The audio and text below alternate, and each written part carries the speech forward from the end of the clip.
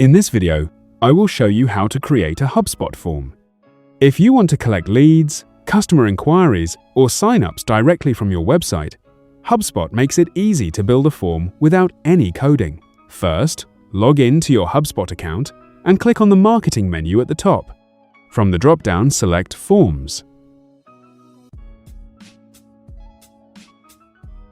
Once you're on the Forms page, click the Create Form button.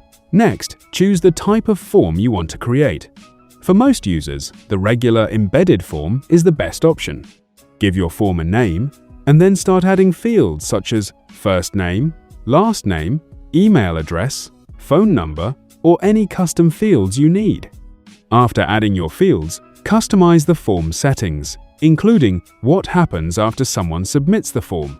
For example, you can display a thank you message or redirect visitors to another page.